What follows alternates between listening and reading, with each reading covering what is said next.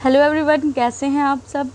एक दफ़ा फिर मैं लेके आई हूँ आपके लिए एक अमेजिंग सा आर्ट वर्क, जिसमें आज मैंने बनाया है मिनी पाउच, जिसको इजीली आप खुद घर पर बना सकते हो और अपने साथ किसी भी वेडिंग या पार्टी में इसको कैरी कर सकते हो।